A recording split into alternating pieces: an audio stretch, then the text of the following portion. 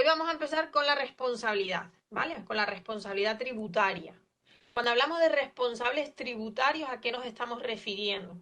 Nos estamos refiriendo a una figura que se crea para imputar responsabilidad, ¿vale? Nunca mejor dicho, a personas o entidades distintas de los propios deudores.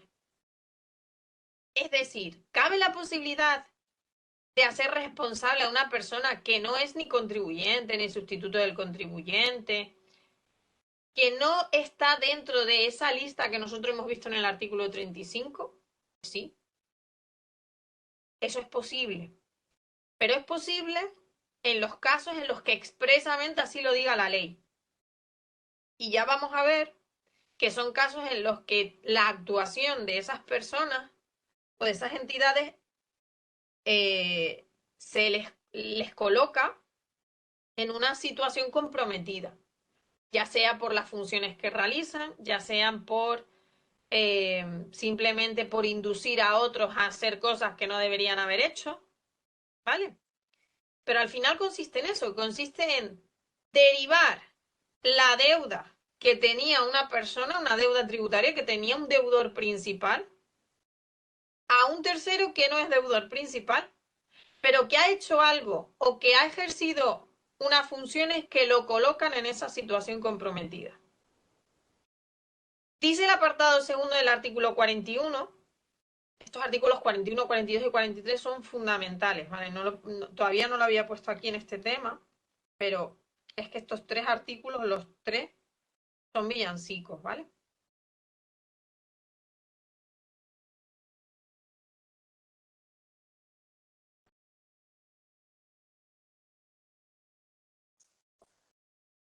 Villancicos, vale.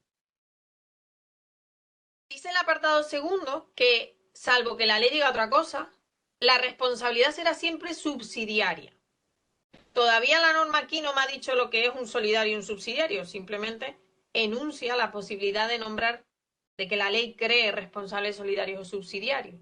Pero me empieza advirtiendo de esa regla general que ayer, precisamente en la clase de la ley 40/2015, cuando hablábamos de la responsabilidad patrimonial, que es otra cosa totalmente distinta y que no tiene nada que ver con esto, lo sacamos a colación, ¿verdad? Porque justo las leyes de procedimiento administrativo dice que la responsabilidad patrimonial de las administraciones públicas es lo contrario, será solidaria, ¿vale? Y yo les pedía, por favor, no lo confundan con los responsables tributarios, porque los responsables tributarios, cuando tú eres responsable tributario, si la norma, no digo ya la ley general tributaria que lo deja clara, pero pueden mañana aprobarse una norma que contenga un nuevo supuesto de responsabilidad tributaria y no especifique si ese responsable es solidario o subsidiario. ¿Qué será entonces? Subsidiario, ¿vale? Si la norma no se expresa de manera tajante, será subsidiario. Bueno, ¿y qué es eso de subsidiario? Porque ese es el siguiente paso. Vale, ¿qué diferencia hay entre un solidario y un subsidiario? Pues fíjense, un subsidiario, un responsable tributario subsidiario, es aquel que, para que Hacienda pueda ir contra él a exigirle la deuda, tiene la garantía, tiene la tranquilidad de saber que antes de que suceda eso, va a tener que haber pasado por el deudor principal y en su caso por los responsables solidarios, exigiéndoles el cumplimiento de sus obligaciones, exigiéndoles el pago de la deuda.